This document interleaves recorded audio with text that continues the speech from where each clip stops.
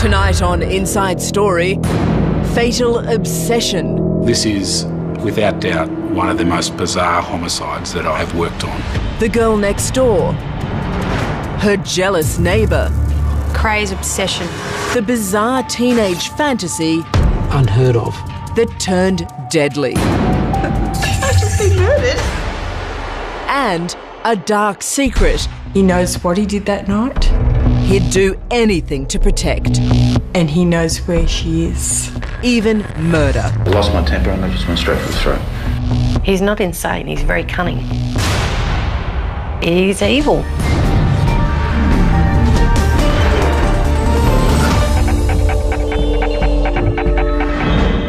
Hello, I'm Layla McKinnon. Welcome to Inside Story. Love, jealousy, envy, they can drive people to do crazy things, even commit murder. Tonight, a chilling insight into what can happen when these powerful human emotions become an all-consuming obsession. A troubled teenager totally infatuated with her young neighbour.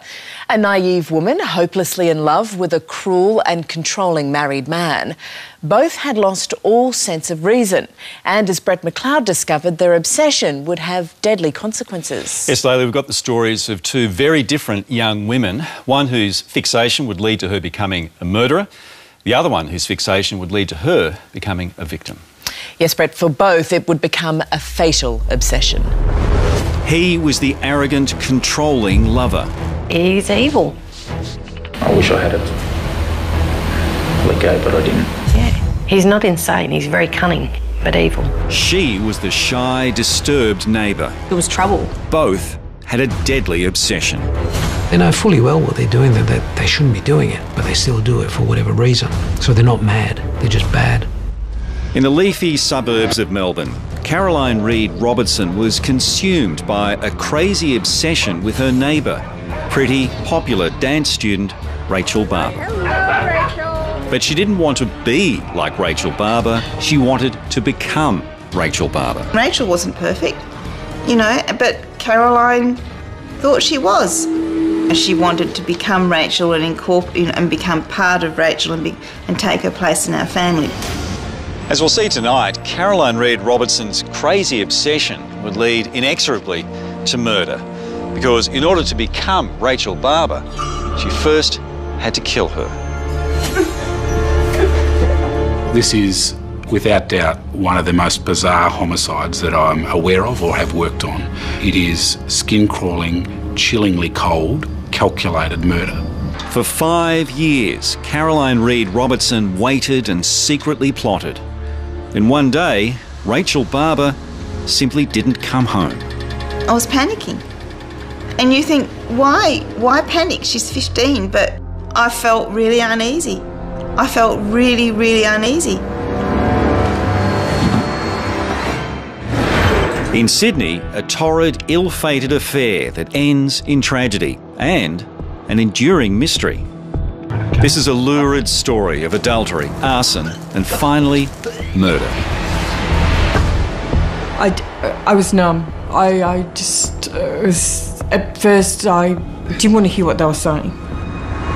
It started with a chance meeting at a Sydney hospital. Kylie Le Bouchardier was a nurse. Paul Wilkinson, a liaison officer with the New South Wales Police Force. They'd met before, but this time, something clicked. It's very manipulative. Very, very manipulative. She was looking for something and thought that she found it. Soon, Kylie and Paul were in the throes of a wildly passionate affair. And it mattered little that they were both married or that Paul had a tiny baby. And they weren't involved in their sordid sexual trysts. They were madly phoning and texting each other. In just 4 months, 23,836 times. Yet incredibly, they managed to hide their dirty little secret. That'd be one secret you probably wish Kylie hadn't kept. Exactly. Exactly. But as we'll discover tonight, when Kylie became pregnant and their secret was about to be exposed, things changed dramatically. And she was scared. Very scared. Very, very scared. But first, Melbourne, and the chilling story of Caroline Reid Robertson, the twisted 19-year-old who found the perfect victim in Rachel Barber, the pretty girl down the road. Happy Christmas. Happy Christmas, Rachel. I was shocked but not surprised, really, in any way. Caroline had this crazy obsession. So you'd felt she was capable of doing that? Oh, yeah, definitely. She was a very peculiar character. Caroline Reed Robertson and Rachel Barber both lived in this street in Mont Albert, a comfortable middle-class suburb of Melbourne. But that's where the similarities ended. Can't stand you. Her parents were heading for a breakup. Caroline's home life was deeply unhappy. She was shy, reclusive, moody. How would you have described her then? On the face of it, Caroline was fine. She had a quiet personality, but what happens inside a house is often not seen outside of a house. Rachel Barber was the exact opposite. 4 years younger than Caroline, her home was full of love and joy. And she was happy, outgoing, athletic. Ballet was her life. Ballet was always her first passion, and Rachel would come home at the end of the day and our whole house would be dismantled, and I just accepted that. And she'd get all her dress-ups out and she would just improvise, and there would be full-on performances. Although they lived just 100 metres apart, Rachel and Caroline had little to do with each other. But when Rachel was 10, Caroline came over to babysit. And even then, she was already fascinated by her young neighbour. She clearly saw Rachel as the ideal person, as the person she wanted. Yeah, and this is the whole silly thing, because if Rachel had been told that Caroline saw her as the perfect person, Rachel would have laughed about that herself. Because nobody's perfect, and Rachel wasn't perfect. Over the next 5 years, this fascination with Rachel festered inside the troubled Caroline Reed Robertson. As we'll see, it was soon to become a fatal obsession. I think that Caroline was very unhappy with herself. She didn't like the way she looked. She did want to take on that persona of someone that was happy, that was beautiful, that was popular, like Rachel was, and try and live that life. You and I can sit here and say, well, that's just not possible, but certainly that's what she wanted to do, and that is absolutely my belief of why she took Rachel's life. Coming up on Inside Story, from teenage fantasy... So we were oblivious to anything that Caroline could have been planning. ...to fatal obsession. One of the homicide detectives said that he really honestly believed Rachel's days were numbered. Caroline's crazy plan to become Rachel Barber. Caroline Reed Robertson was a very unhappy teenager. Her house was a war zone. Her parents' marriage was over, and she was in constant conflict with her mother and 2 sisters. Life couldn't be any more different to that of her neighbour, pretty, popular Rachel Barber. I've got to go now. Sorry, goodbye. Hey! Here we were, mum and dad and 3 daughters, you know, happy. And then across the road, she has 3 sisters, mum and dad. Dad's left home, family unhappy. So from that regard, she might well have wanted to wish that she could have something like what we had. They're well suited, actually. She certainly did. Caroline Reed Robertson yearned for the happiness and security of Rachel Barber's life. It all seemed so perfect. She wanted to be just like Rachel Barber. She wanted to be Rachel Barber. I'm going to put my makeup on for Rachel.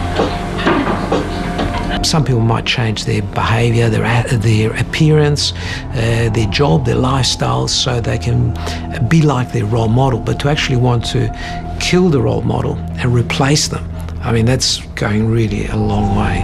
Caroline's behaviour became more and more extreme. She was full of self-loathing and anger. I don't fit anywhere in this crazy world because I am ugly. In desperation, her mother Gail shared her fears with Rachel's mum, Elizabeth. I had Gail crying on my shoulder. My clothes were saturated with Gail's tears for her grief over worry for her daughter. And she said, I can't do anything. And I'd say, take her to see somebody. And she said, I've tried that. She doesn't want to go. Instead, Caroline retreated into her own world, writing tortured letters to her father, David, who'd since moved out of home. Obese pizza face, white worm, massive nose, and just plain weird. I feel like a tortured, troubled soul. Signed, Spotty Dotty. Well, sometimes you start off with a process of fantasising, and then, that compulsion becomes stronger and stronger. And then if you don't start acting on it, then you just feel this terrible discomfort. And that's what motivates people to do things that they shouldn't be doing. When Rachel was 14, the Barbers moved to the outer Melbourne suburb of Heathmont. The family thought they'd seen the last of their strange neighbour, but they were wrong. Caroline continued to stalk Rachel, recording every moment, every feeling in her diary. Rachel is strikingly attractive. Dancer's body, very clear, pale skin, hypnotic green eyes, wild, free spirit, passionate, charming, moody, mysterious. We were living our lives, they were living theirs. So we were oblivious to anything that Caroline could have been planning. Rachel would have been spied on quite a few times because she was keeping an eye on Rachel a lot. How do you feel about the fact that she was planning this for so long? That's scary. I mean, that's scary that, she had photos of all of us girls all over her walls. I mean, that's crazy. It's hard to know exactly when Caroline Reid Robertson decided to murder Rachel Barber. Certainly by the time she left school, planning had begun in earnest. She gathered enough information to assume Rachel's identity, including her birth certificate, and she'd rented this one-bedroom apartment in Prahran. Now all she had to do was to lure Rachel here. She was thinking about this for a couple of years, or even if she wasn't thinking about it, it was in her subconscious. One of the homicide detectives sadly said that he really honestly believed Rachel's days were numbered. With people who lack conscience, they will see the victim as someone who, by their own fault, is in the wrong place at the wrong time and deserve what they get. If you're that naive and you fall for my trap, then that's your fault. This is the kind of logic that I've heard over and over. In early 1999, Caroline contacted Rachel out of the blue and told her about a modelling job that could earn her some much-needed money. But Rachel's mum intervened, telling her she was too young. A few months later, Caroline tried again, only this time she told Rachel not to tell anybody. Your mum will be fine with it when she finds out that you've got $100. I said, you're up to something. I said, what are you up to? And it was almost there. And she said nothing. And she waited for her father, and then she was fine, and then they went off and she waved goodbye. She said, I love you at the end, and that was the morning. It was the last time Elizabeth would see her daughter alive. That afternoon, Caroline met Rachel after her dance class, and they caught the tram from Richmond to here in Prahran, just 100 metres down the road from Caroline's unit. It was 6:40 p.m. Back at her unit, Caroline put Rachel at ease. She showed her some relaxation exercises. Then she attacked, choking Rachel with a computer cable. Rachel pleaded for her life, and I think to myself, the last person she saw in this life was Caroline. And Rachel would not have been able to understand why Caroline would be murdering her. I think she would be there would be no logic. There's no logic in this death. That evening, when Rachel failed to meet her father Michael for a lift home, her family immediately feared the worst. When Michael rang me up and said Rachel wasn't at the tram stop, I was panicking.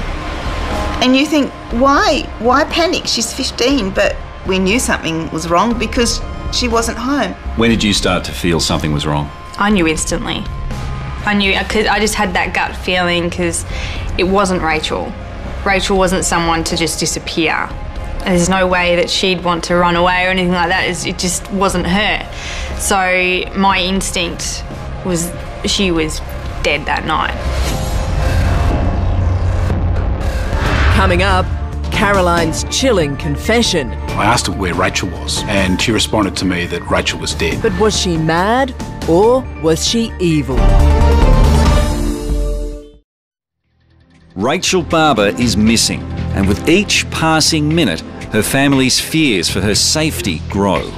She's gone somewhere that she thought was legit. That's my gut feeling. We want Rachel back. She's missed. We love her. I felt really uneasy. I felt really, really uneasy. It was very unusual for her to do this. Within hours, Rachel's parents, Elizabeth and Michael, organised a huge search near her dance school in the inner Melbourne suburb of Richmond. Over the next few days, they were unrelenting, phoning friends and workmates, handing out flyers and plastering the streets with posters. But the household in those, in the first few days... Very crazy. Didn't see Mum or Dad much at all because they were always out on the road, in the city, putting up posters. We knew something was wrong. The police kept trying to tell us that she'd just gone off with a friend, but we knew Rachel wouldn't worry us like that. We have grave concerns for her welfare at this point in time. Rachel's disappearance was now big news. She's a kid that will not go with anyone she doesn't trust. And soon, police had a breakthrough.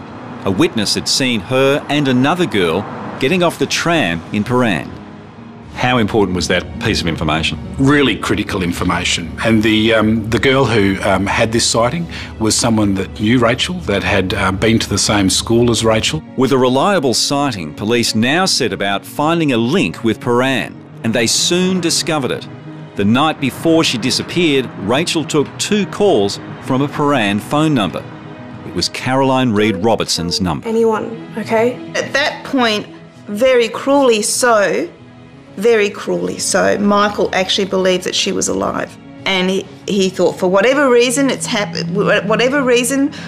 Rachel was with Caroline, but the important thing would be that she would be alive, that she hadn't been kidnapped, that she hadn't been raped.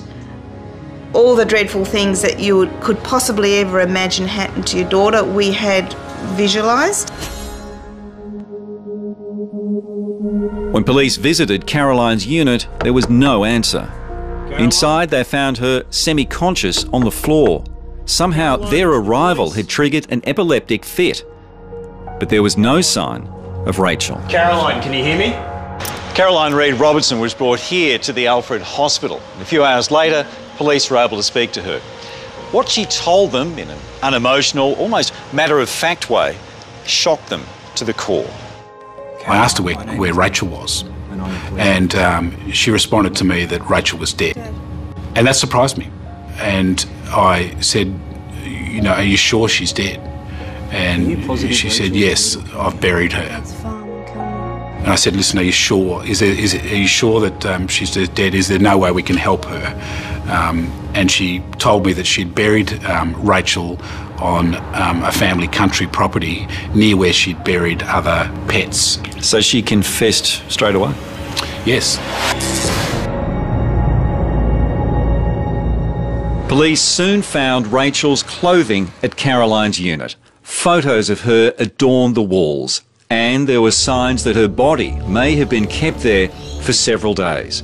Even more damning, they discovered Caroline's incredibly detailed plan to murder Rachel and steal her identity. There is evidence of planning. Caroline clearly planned this out. This was a premeditated murder.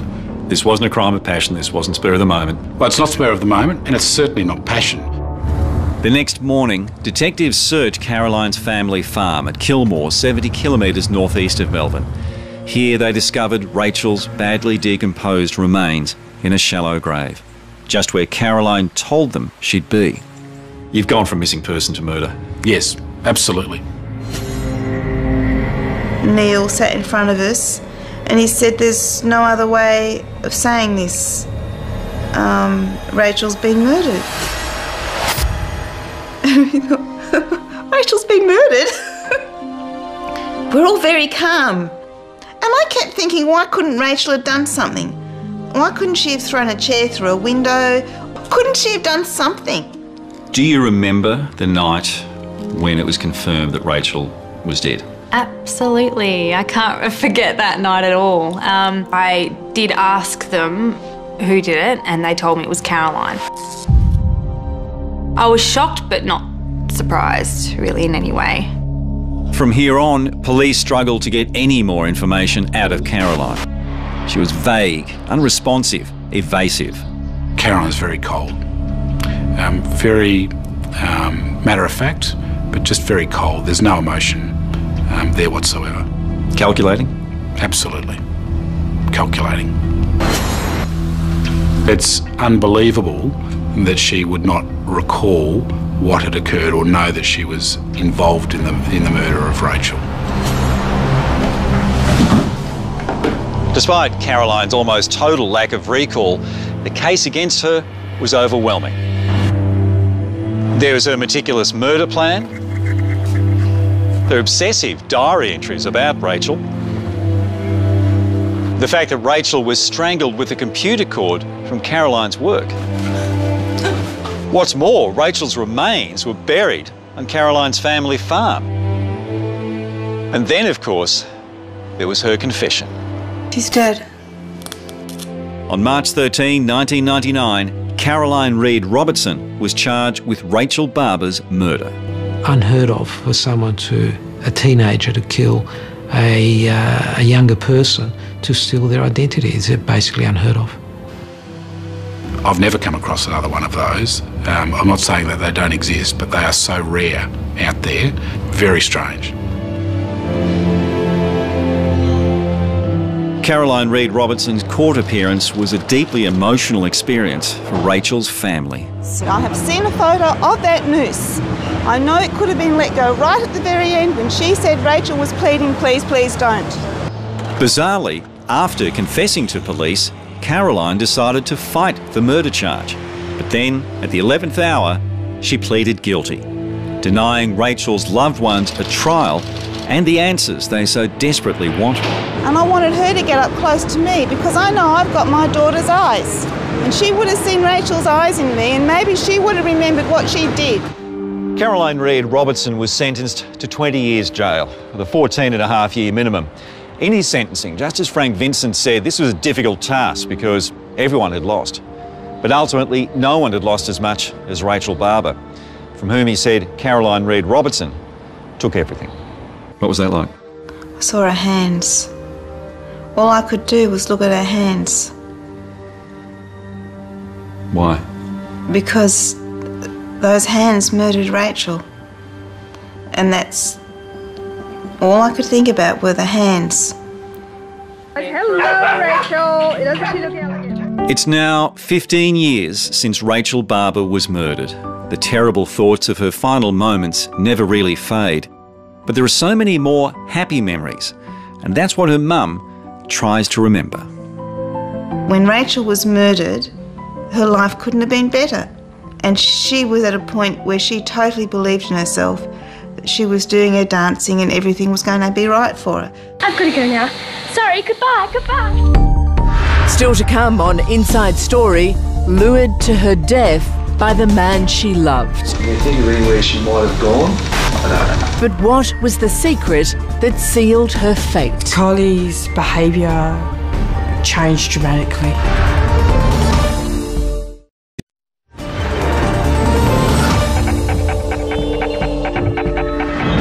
Something clicked the day Kylie Labouchardiniere met Paul Wilkinson. The attraction was instant and mutual, and soon the pair was involved in an intense affair. Both were married, but they didn't care. They were besotted with each other, addicted. However, Paul Wilkinson wasn't the charming man Kylie fell in love with, not at all. These are the last haunting images of Kylie Labouchardiniere. What really happened to her, only one person knows, Paul James Wilkinson. And he's not telling anyone. Well, can you think of anywhere she might have gone? I don't know. Very, very manipulative. A pathological liar. Quite incredible, the stories that he actually had made up. It's 10 years since Kylie Labouchardiniere was murdered. Her body never to be found. In life, she was outgoing, vibrant, happy. Is that a good looking woman? I aim to have it all. Oh yeah, and the bride. She was beautiful. She was generous. She was very kind-hearted, very loving, very caring person. When she went into nursing, that's what she did. She cared for people. She just loved life. It was through nursing that Kylie fell for the charming, persistent Paul Wilkinson. Julie says she's never seen a deer like this before.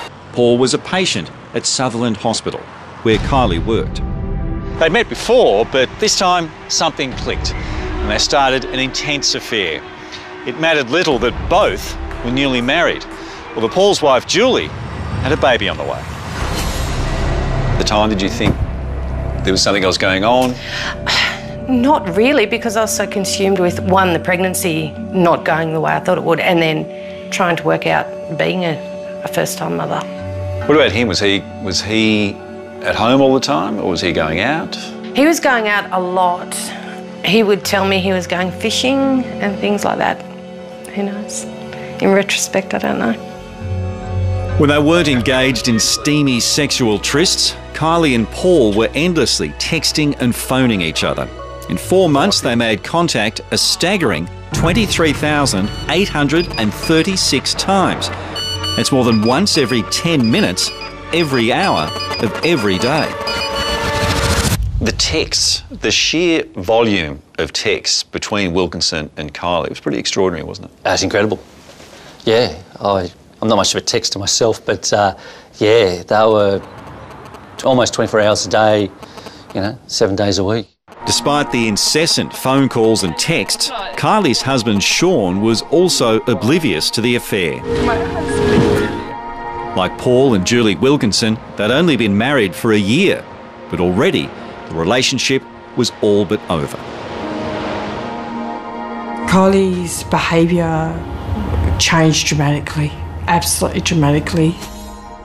Kylie announced to the family that Sean and her were getting a divorce, and their family naturally were very much shell-shocked, couldn't believe that this was actually happening. Did she say why? She didn't really give a reason why, and at that point in time, the family had no knowledge of Paul Wilkinson. Wilkinson's marriage was also doomed. There were tensions in the household. He was constantly on sick leave from the police force, where he worked as an Aboriginal community liaison officer. Wilkinson was eventually sacked because of his appalling work record. And it didn't help, he was a chronic gambler, a fantasist, and a controlling bully.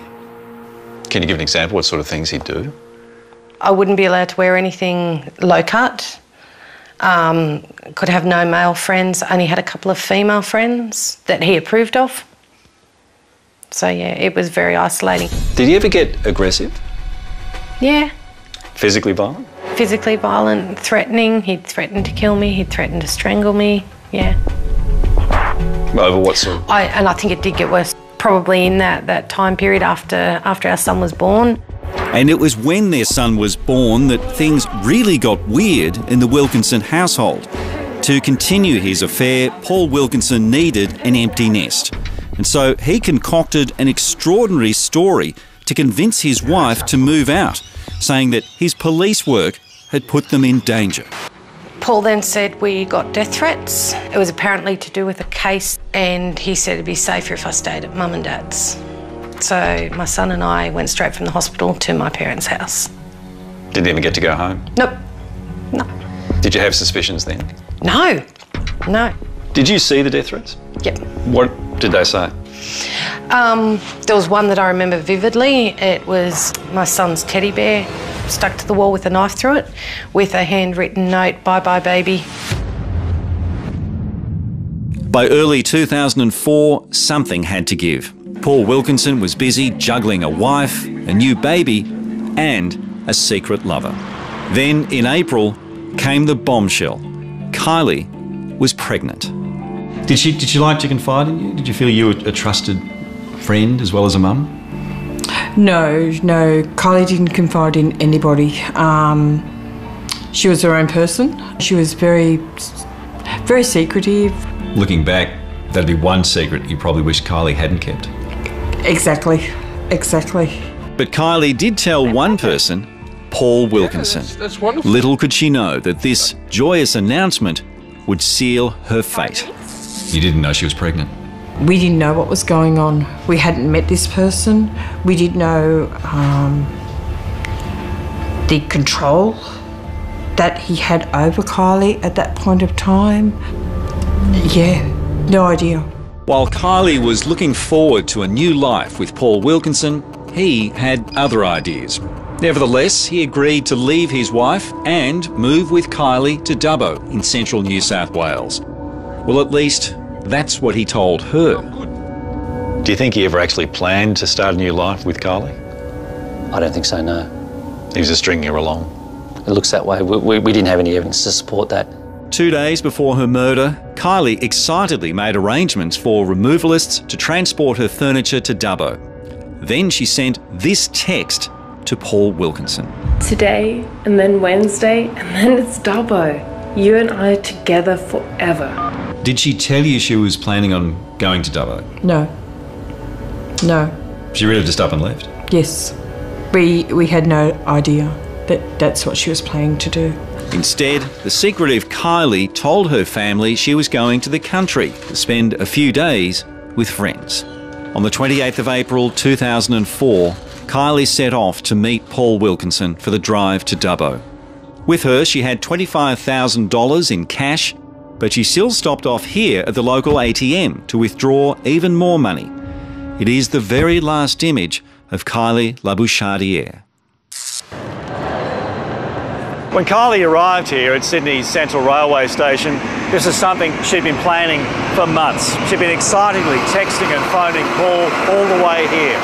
The furniture was already on its way to Dubbo. She just had to change trains, and then it was a short ride to Sutherland, where she and Paul would begin their new life together. She had no idea what was coming next. She thought she was starting a new life. Yep. He planned to end her life. Yeah, it would appear that's what happened on the night. Disbelief. I was numb. I just at first I didn't want to hear or didn't want to hear what they were saying. It was very, very hard. Very, very hard. Next, the confession. I lost my temper and I just went straight for the throat. And a cruel game of cat and mouse. How would you describe what he was doing with these false searches? Very cruel. Very, very cruel. Kylie Labouchardiere thought she was starting a new life with her lover, Paul Wilkinson. But just hours after these images of her were recorded, she was dead. It would be weeks before her terrible fate was revealed. Alarm bells rang within me. Alarm bells started ringing. We kept on ringing her mobile phone and like there was no answer. And this was totally out of character for Kylie to be gone days, even visiting friends with no contact. Kylie's family reported her missing here at Gosford Police Station on the 8th of May. Right from the start, police were interested in Paul Wilkinson. 3 days later, they asked him to come in for an interview, but he didn't turn up. It soon became apparent that getting the truth out of Wilkinson, in fact getting anything at all, would be a long and tortuous business. You think of anywhere she might have gone? I don't know. Police suspected Wilkinson because they now had the records of the thousands of text messages and phone calls he and Kylie had exchanged. But for the next 3 years, he consistently denied having an affair with her. Did you ever reply to her SMSs? Yeah, I did. What, did you ring her up or you send her SMS? I didn't bring up all that often. All up, I'd say about no more than 3 times. I made contact. It was a good lie, an experienced lie. It was an experienced lie, yes. I wouldn't say it was a good one, but it was an experienced one. It would appear that way, yeah. I know I've wasted your time in the past and I'm beyond it now. But the lies just got bigger and more outlandish. In the days after Kylie disappeared, there was a mysterious fire at Paul Wilkinson's home. He claimed it was started by Kylie, who wanted revenge after he rejected her sexual advances. Can you just Tell us a little bit more about the threats, what sort of threats she was making towards you? So there was going to be harm to myself, harm to my little boy, and harm to Julie. She actually said that my little boy and Julie would be killed. What sort of lies did you have to try and work through? Oh, what type of lies didn't we have to work through? That Kylie was involved in a drug syndicate, that Kylie was standing over him. If you don't kill her, I will. Wow, I can't remember the lies, there were so many. When were you aware of this other woman, Kylie? Not fully aware until detectives interviewed me, and they told me that he'd been having an affair and the amount of SMSs and the pregnancy. What was it like getting that? Oh, that was a bombshell. Yep. Very much so. But despite that bombshell, Julie Wilkinson stood by her husband for months. It is now 3:02. Interview is concluded. As he taunted Kylie's family and detectives with endless false leads about her fate and where he'd hidden her body. Before we came down here with Paul James Wilkinson, he said he couldn't be sure, but it's somewhere located within this area. At one stage, Wilkinson even tried to frame another policeman with Kylie's murder. The statement is true to the best of my knowledge. And he did try to implicate another policeman. He did, yes. And the pressure you've got is you're pretty convinced there's been a murder, yes, but you don't have a body. No. Don't have a witness. No. No crime scene. No. What are the odds of success in a case like that? We had no forensic evidence either.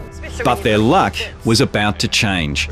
Julie Wilkinson eventually saw through her husband's lies and decided to help police. When did you start to think that your husband could have killed Kylie? I don't remember exactly when it was, but all the stories that didn't add up and didn't match and kept changing. How did that make you feel? It was the fear of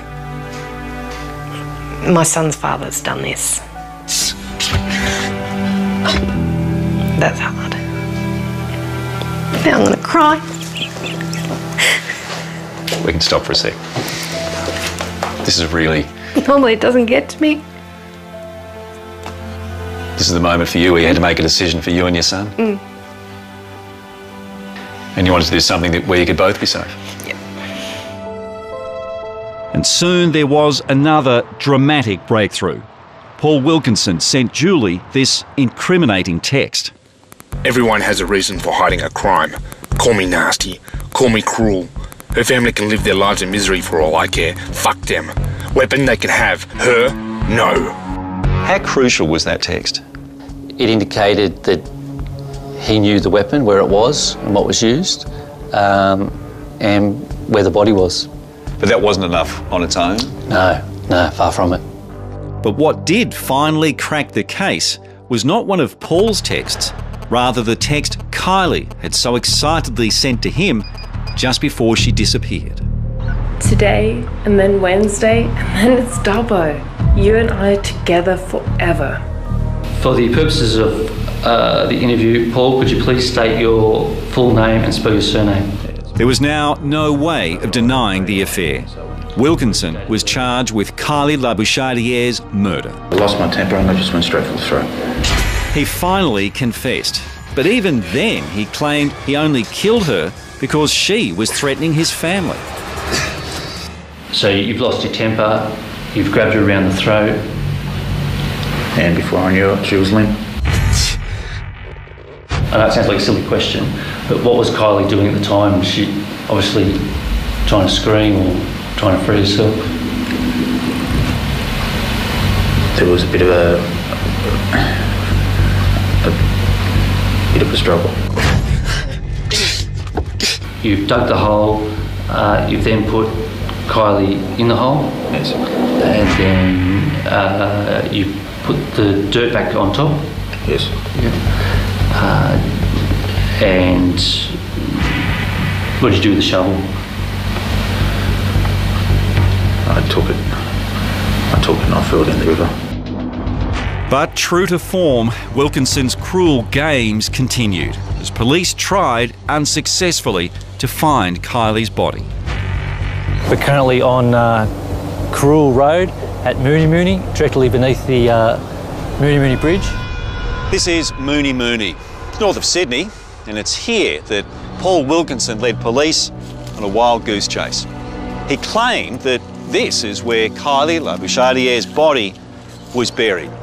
Now, because of his police background, Wilkinson knew that they would have to take his claims seriously, that they would have to follow up each and every lead.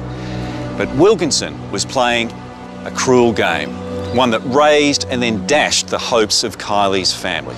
And he did it time and time again. After each search, it was just gut-wrenching. And that's, as an investigator, you can only imagine what it would have been like for the family. The frustration must have been enormous. It was. I was on an emotional roller coaster. There was just days and days, uncontrollable sobbing. I suffered a massive breakdown with the searches. I slept with the mobile phone to my ear. How would you describe what he was doing with these false searches? Very cruel. Very, very cruel. But while police never found Kylie's body, her family did get their day in court, and it was the first time they'd ever come face to face with her killer. What did you think of Wilkinson? When you first saw him in court, what did you think of what you saw? I don't even know how I can answer that, Brett. A mongrel that murdered my daughter. It had taken 5 years, but on the 22nd of May 2009, Paul Wilkinson was sentenced to a minimum of 24 years in prison for Kylie Labouchardier's murder. That was a feeling of absolute jubilation that we had won it for her. Yeah, jubilation. The whole family just could not believe it. Couldn't believe it. Coming up, behind bars and still pulling the strings. We haven't found her. He knows what he did that night and he knows where she is. Fucked around with you for a while. I apologise for that. Paul Wilkinson was finally behind bars. He played a cruel 5-year game of cat and mouse with police and Kylie Labouchardier's grief-stricken family. The life sentence of grief he has given to my family. I was numb, relieved. It was very, very emotional for all of us. Very emotional at the time. Finally, it was over. We had got a result. There's one thing that's not quite over, though. No, that's correct. We haven't found her. He holds the golden key, Brett. He knows what he did that night, and he knows where she is. And I'm hoping, within hope, that one day that he will let us know, and that we will find her. For Paul Wilkinson's wife, Julie, it's been an incredibly traumatic experience too. Finding out her husband was having an affair and a child with another woman, and discovering he was a killer. Look, don't sit and think for 1 second Julie's entirely innocent. She's lied to you for her teeth. But perhaps cruelest of all was the fact Wilkinson had tried to implicate her in Kylie's murder. She was aware of the murder. Yep, she's well aware of it. What's Paul done to you? He ruined my life for several years. Both him and Kylie took away my ability to enjoy parenthood for the first time. He's a narcissist, and I don't know, he's evil. Yeah. He's not insane, he's very cunning, but evil, yeah. And even in prison, Paul Wilkinson is still pulling the strings, manipulating those left behind. So to this day, we still don't know where Kylie was buried? No. And what does that mean for the family? Yeah, can't even imagine. It's got to be horrendous. I'd like to have closure. I'd like to know that I can give her the funeral that she deserves, to be able to talk to her. I talk to her every day. I see this shining star in the sky, and that reminds me of Kylie. And you feel Kylie's looking over you? Oh, definitely. She's my guardian angel. She's still being smiley Kylie? Oh, definitely. And she'll always be Smiley Kylie to me. In Melbourne, it's 14 years since pretty, bubbly Rachel Barber Hello, Rachel. was murdered by the obsessive and deeply troubled Caroline Reid Robertson. Caroline was so desperately unhappy with her own life, she was consumed by wild fantasies about her neighbour. But she didn't just want to be like Rachel Barber, she wanted to become Rachel Barber. I mean, who would have thought that a 19-year-old girl in the first place would have murdered a 15-year-old girl? She didn't have to murder Rachel to change her life. Well, this is clearly an extreme case. I mean, you can see a bit of fantasising in most teenagers, but to see someone going out of their way to kill their victim, to replace them, that's really unique. It's not possible to know just how much Caroline's chaotic and dysfunctional family life led to her state of mind. Certainly, Caroline's parents didn't act on the warning signs. Do you feel Caroline's parents have some responsibility? They have some responsibility? I do, and I feel quite strongly about that. So they should have acted sooner? They should have acted sooner. Caroline Reid Robertson served 14.5 years in jail. The last stretch was here. And by all accounts, she was a model prisoner. And now, she's out on parole. She's all but free. And Rachel's family is fearful that despite her good behaviour, Caroline is the same person that went into jail all those years ago. Generally, people who are ruthless, who've particularly, killed one or more individuals for personal gratification, there's not a lot of research that shows that these people can grow a conscience. Would not surprise me in the least. She targets me or my sister. But me, I'm just like, you want to see what I look like? Go for it. I mean, I'm not scared of you. Why should I have to stop my life and hide away because you're a crazy bip, bip, bip? You know, she took the joy of life from Rachel. And I remember a few weeks before Rachel was murdered, Rachel came running into the back of the shop where I used to work, full of life. And I thought to myself, whatever would I do if ever I lost you? I wouldn't be able to cope. And I've always remembered that.